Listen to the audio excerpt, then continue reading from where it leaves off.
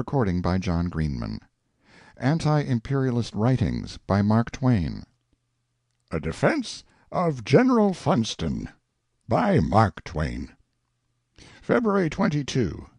Today is the great birthday, and it was observed so widely in the earth that differences in longitudinal time made curious work with some of the cabled testimonies of respect paid to the sublime name which the date calls up in our minds. For although they were all being offered at about the same hour, several of them were yesterday to us, and several were tomorrow. There was a reference in the papers to General Funston. Neither Washington nor Funston was made in a day. It took a long time to accumulate the materials. In each case, the basis or moral skeleton of the man was inborn disposition, a thing which is as permanent as rock, and never undergoes any actual and genuine change between cradle and grave.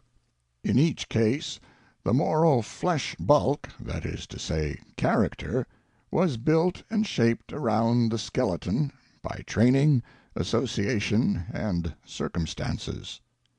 Given a crooked disposition skeleton, no power nor influence in the earth can mold a permanently shapely form around it. Training, association, and circumstances can truss it, and brace it, and prop it, and strain it, and crowd it into an artificial shapeliness that can endure till the end, deceiving not only the spectator but the man himself. But there is nothing there but artificiality, and if at any time the props and trusses chance to be removed, the form will collapse into its proper and native crookedness. Washington did not create the basic skeleton, disposition, that was in him. It was born there, and the merit of its perfection was not his. It, and only it, moved him to seek and prefer associations which were contenting to its spirit, to welcome influences which pleased it and satisfied it, and to repeal or be indifferent to influences which were not to its taste. Moment by moment, day by day, year by year, it stood in the ceaseless sweep of minute influences, automatically arresting and retaining, like a magnet of mercury, all dust particles of gold that came, and with automatic scorn repelling certain dust particles of trash, and with as automatic indifference allowing the rest of that base kinship to go by unnoticed.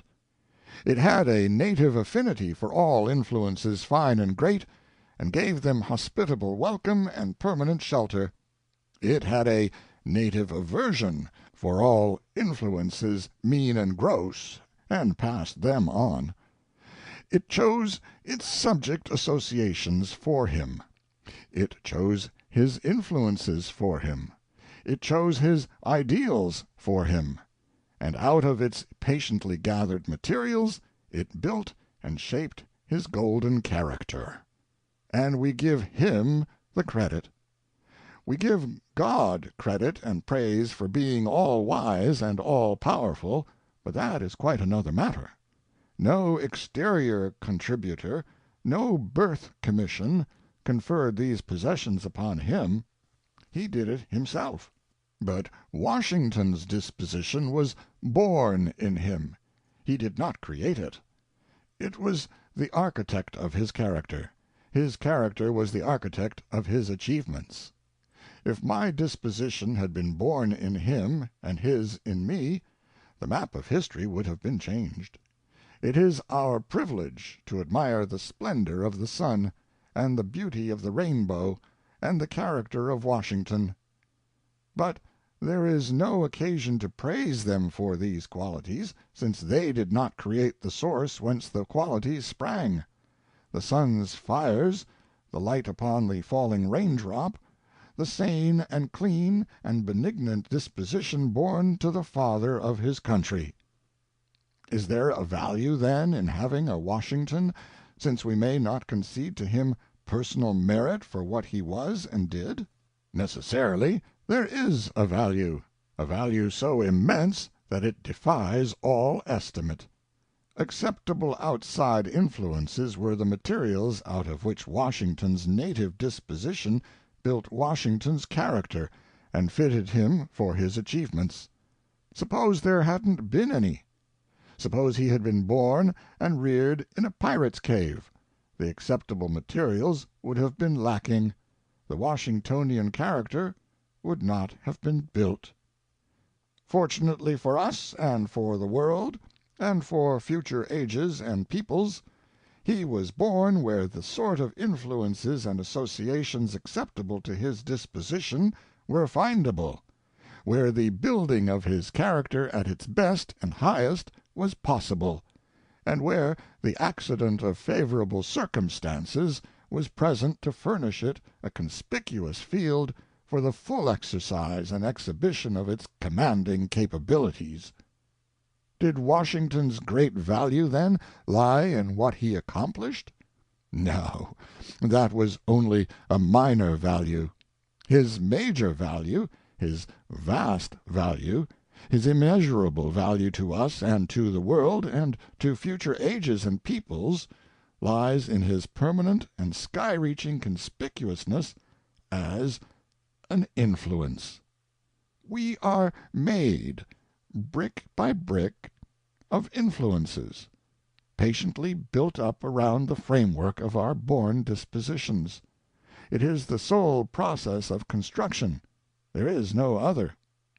Every man and woman and child is an influence, a daily and hourly influence which never ceases from work, and never ceases from affecting for good or evil the characters about it, some contributing gold dust, some contributing trash dust, but in either case helping on the building and never stopping to rest. The shoemaker helps to build his 24 associates. The pickpocket helps to build his 4 associates. The village clergyman helps to build his 500 associates. The renowned bank robber's name and fame help to build his 100 associates and 3,000 persons whom he has never seen. The renowned philanthropist's labors and the benevolent millionaire's gifts move to kindly works and generous outlays of money 100,000 persons whom they have never met and never will meet. And to the building of the character of every individual thus moved these movers have added a brick. The unprincipled newspaper adds a baseness to 1,000,000 decaying character fabrics every day. The high-principled newspaper adds a daily betterment to the character fabric of another 1,000,000. The swiftly enriched wrecker and robber of railway systems lowers the commercial morals of a whole nation for 3 generations.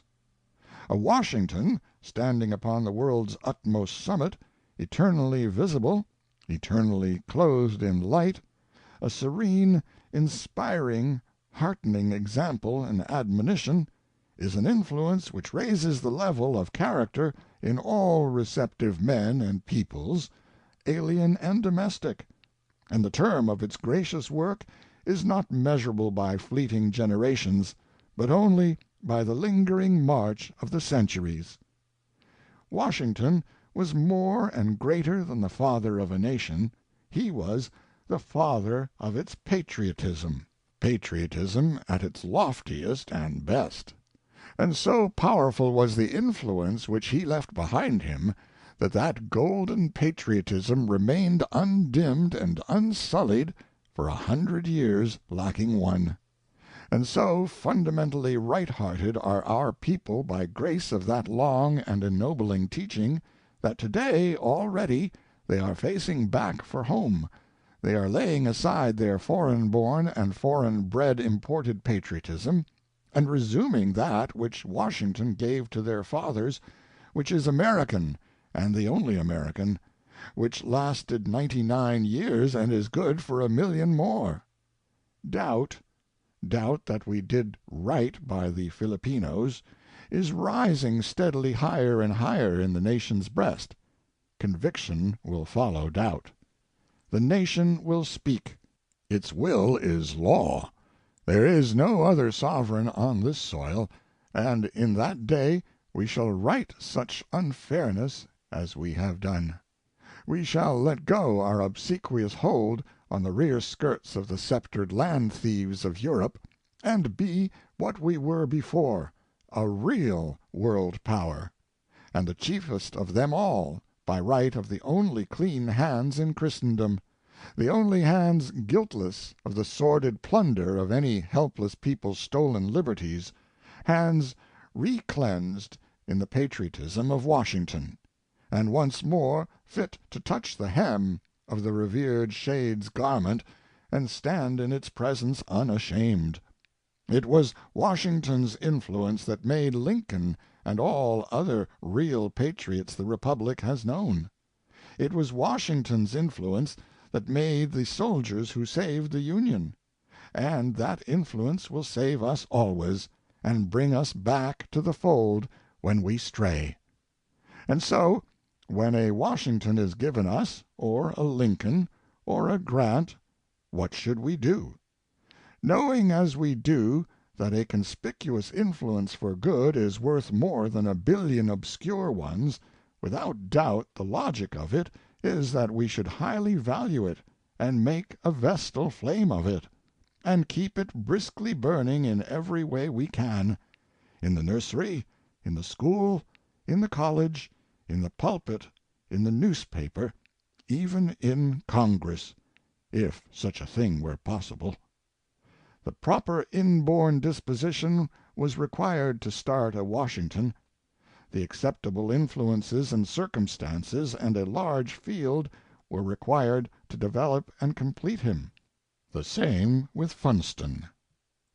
2. The war was over. End of 1900. A month later the mountain refuge of the defeated and hunted, and now powerless but not yet hopeless, Filipino chief was discovered. His army was gone, his republic extinguished, his ablest statesmen deported, his generals all in their graves or prisoners of war. The memory of his worthy dream had entered upon a historic life, to be an inspiration to less unfortunate patriots in other centuries.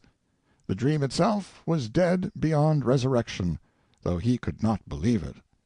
Now came his capture. An admiring author, note Aguinaldo by Edwin Wildman, Lothrop Publishing Company, Boston, end of note, shall tell us about it. His account can be trusted, for it is correctly synopsized from General Funston's own voluntary confession made by him at the time. The italics are mine. It was not until February 1901 that his actual hiding place was discovered. The clue was in the shape of a letter from Aguinaldo commanding his cousin Baldormero Aguinaldo to send him 400 armed men, the bearer to act as a guide to the same. The order was in cipher, but among other effects captured at various times a copy of the insurgent cipher was found. The insurgent courier was convinced of the error of his ways, though by exactly what means history does not reveal, and offered to lead the way to Aguinaldo's place of hiding. Here was an opportunity that suggested an adventure equal to anything in penny-awful fiction. It was just the kind of a daredevil exploit that appealed to the romantic Funston. It was something out of the ordinary for a brigadier general to leave his command and turn into a scout, but Funston was irresistible. He formulated a scheme and asked General MacArthur's permission. It was impossible to refuse the daring adventurer, the hero of the Rio Grande, anything, so Funston set to work, imitating the peculiar handwriting of Lacuna, the insurgent officer to whom Aguinaldo's communication referred. Some little time previous to the capture of the Tagalog courier, several of Lacuna's letters were found, together with Aguinaldo's cipher code. Having perfected Lacuna's signature, Funston wrote 2 letters on February 24 and 28, acknowledging Aguinaldo's communication and informing him that he, Lucana, was sending him a few of the best soldiers in his command. Added to this neat forgery, General Funston dictated a letter which was that the relief force had surprised and captured a detachment of Americans, taking 5 prisoners, whom they were bringing to him because of their importance. This ruse was employed to explain the presence of the 5 Americans: General Funston, Captain Hazard, Captain Newton, Lieutenant Hazard, and General Funston's aide, Lieutenant Kitchell, who were to accompany the expedition. 78 Macabedes, hereditary enemies of the Tagalogs, were chosen by Funston to form the body of the command. These fearless and hardy natives fell into the scheme with a vengeance. 3 Tagalogs and 1 Spaniard were also invited. The Macabebes were fitted out in cast-off insurgent uniforms, and the Americans donned field-worn uniforms of privates. 3 days' rations were provided, and each man was given a rifle. The Vicksburg was chosen to take the daring impostors to some spot on the east coast near Palanan, where Aguinaldo was in hiding. Arriving off the coast at Casignan, some distance from the insurgent hidden capital, the party was landed. 3 Macabebes who spoke Tagalog fluently were sent into the town to notify the natives that they were bringing additional forces and important American prisoners to Aguinaldo, and request of the local authorities guides and assistance. The insurgent president readily consented, and the little party, after refreshing themselves and exhibiting their prisoners, started over the 90-mile trail to Palanan, a mountain retreat on the coast of the Isabela province. Over the stony declivities and through the thick jungle, across bridgeless streams and up narrow passes, the footsore and bone-racked adventurers tramped until their food was exhausted and they were too weak to move, though but 8 miles from Aguinaldo's rendezvous. A messenger was sent forward to inform Aguinaldo of their position and to beg for food. The rebel chieftain promptly replied by dispatching rice and a letter to the officer in command, instructing him to treat the American prisoners well, but to leave them outside the town. What better condition could the ingenious Funston have himself dictated? On the 23rd of March the party reached Palanan. Aguinaldo sent out 11 men to take charge of the American prisoners, but Funston and his associates succeeded in dodging them and scattering themselves in the jungle until they passed on to meet the Americans whom the insurgents were notified were left behind. Immediately joining his command, Funston ordered his little band of daredevils to march boldly into the town and present themselves to Aguinaldo. At the insurgent headquarters they were received by Aguinaldo's bodyguard, dressed in blue drill uniforms and white hats, drawn up in military form. The spokesman so completely hoodwinked Aguinaldo that he did not suspect the ruse.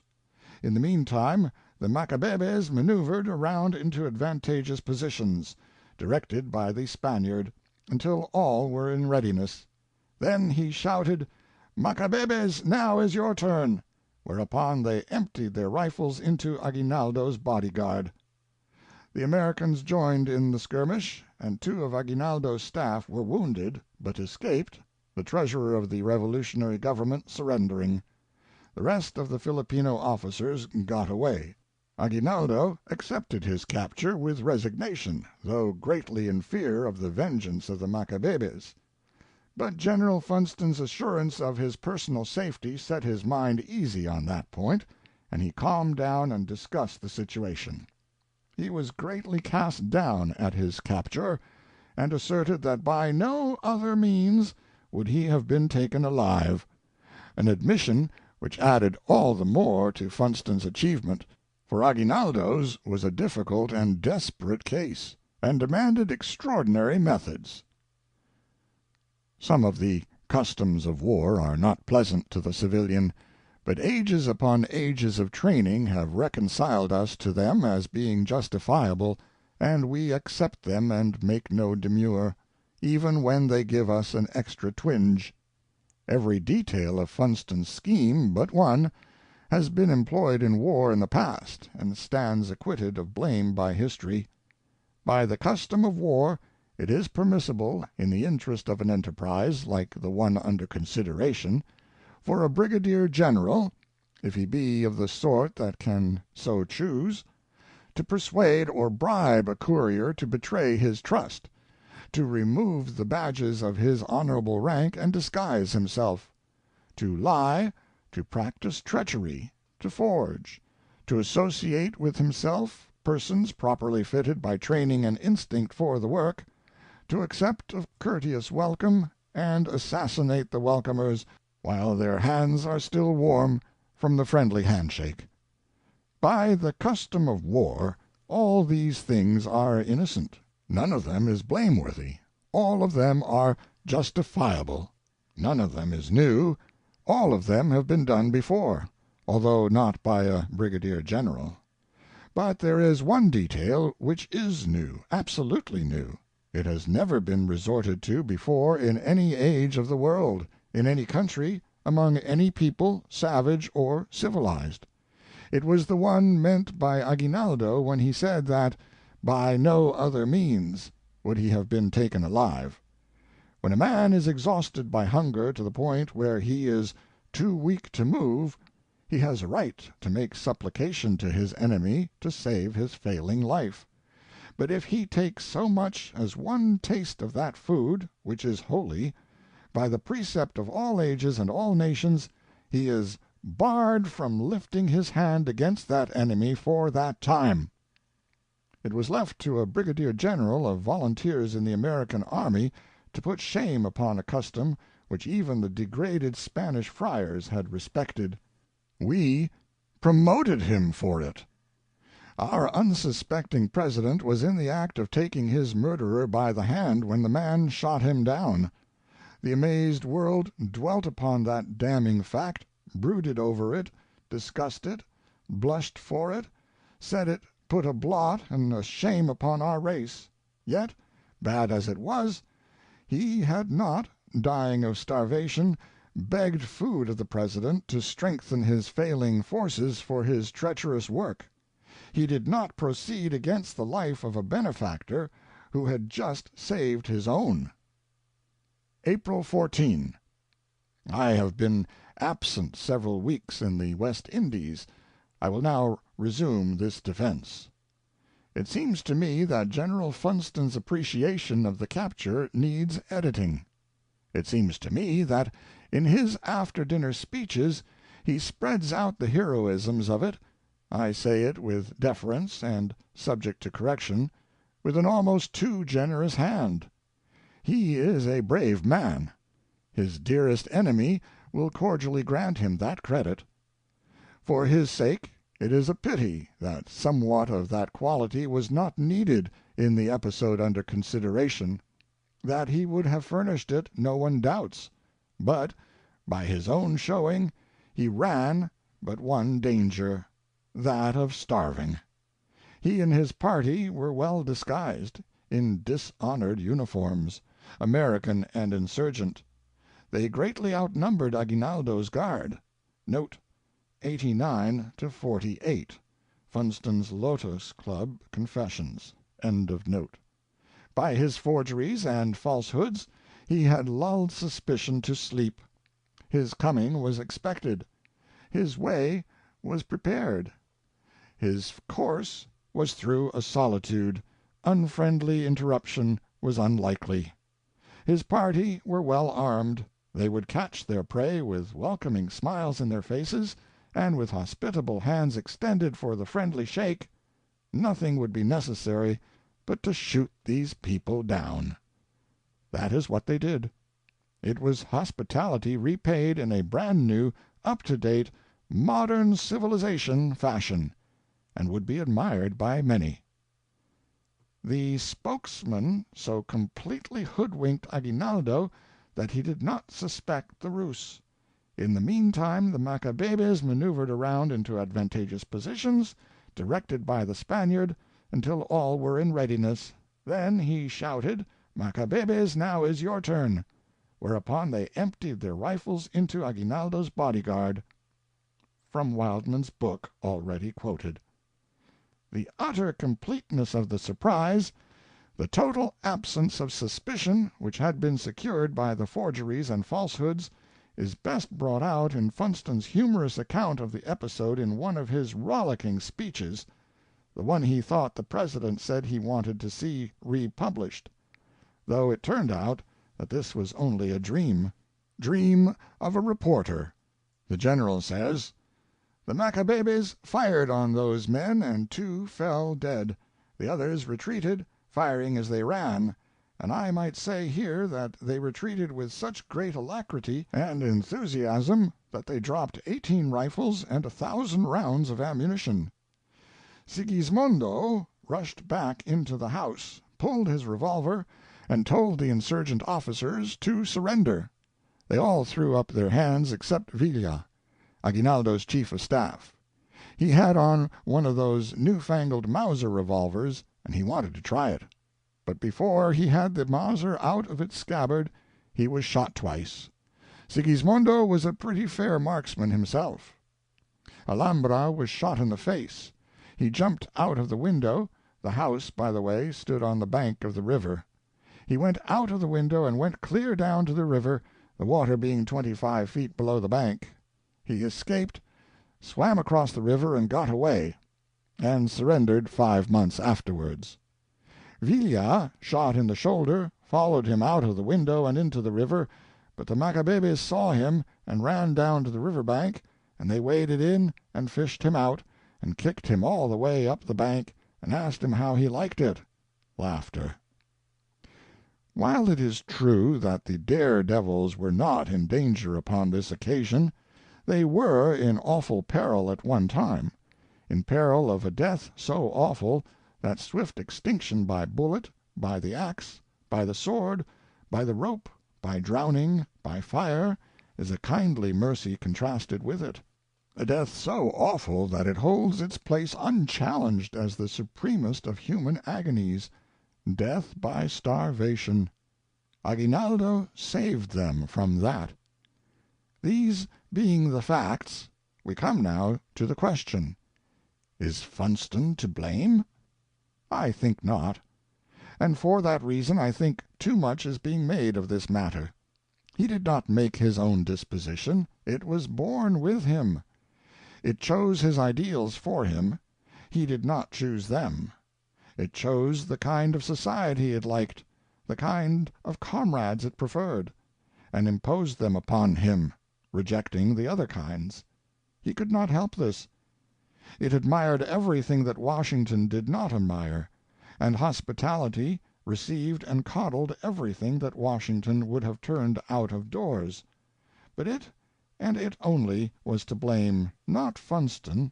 His it took as naturally to moral slag as Washington's took to moral gold, but only it was to blame, not Funston.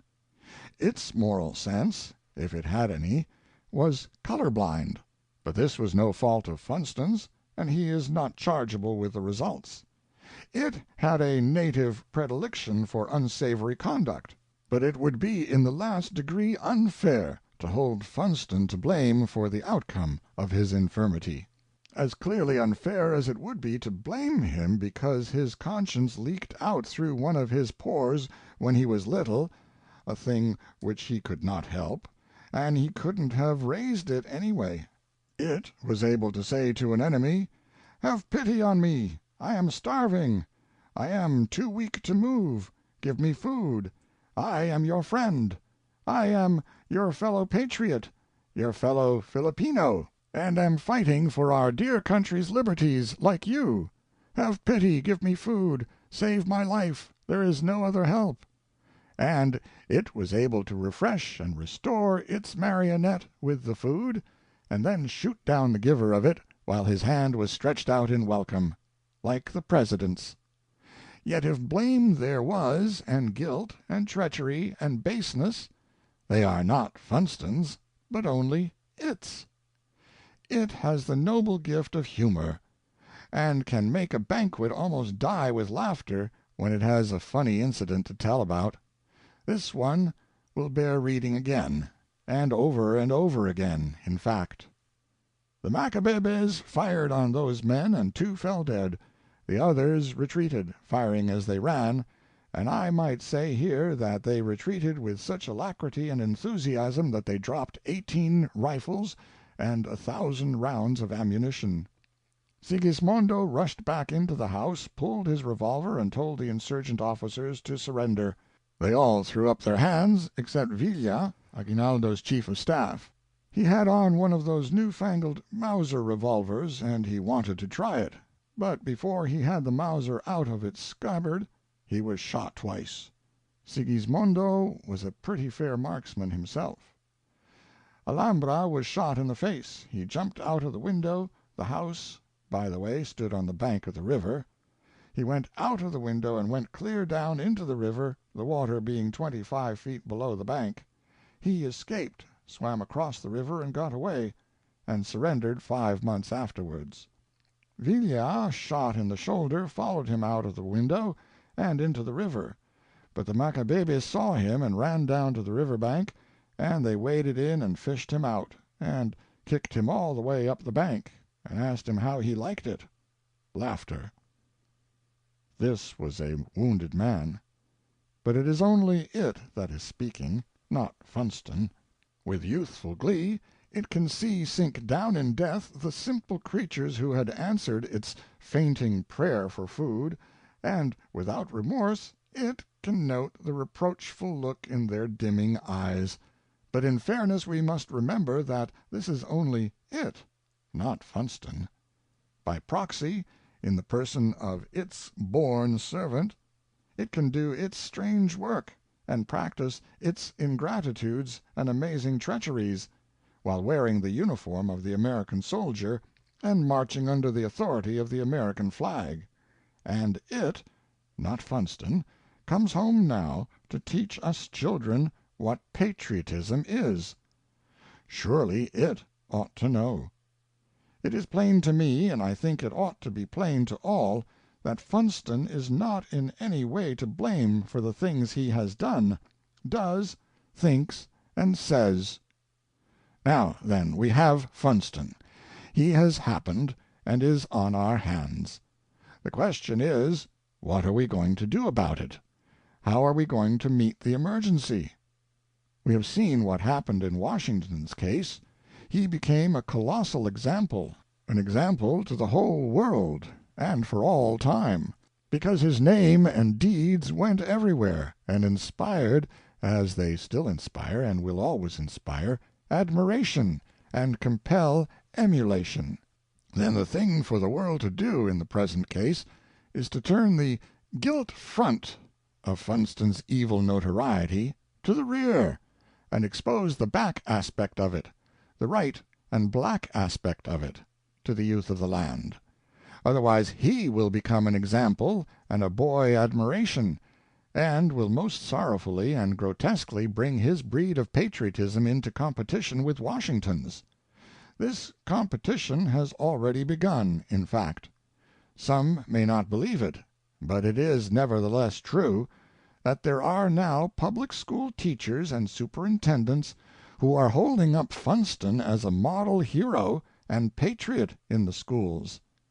If this Funstonian boom continues, Funstonism will presently affect the army. In fact, this has already happened. There are weak-headed and weak-principled officers in all armies, and these are always ready to imitate successful notoriety-breeding methods, let them be good or bad. The fact that Funston has achieved notoriety by paralyzing the universe with a fresh and hideous idea is sufficient for this kind. They will call that hand if they can, and go at one better when the chance offers.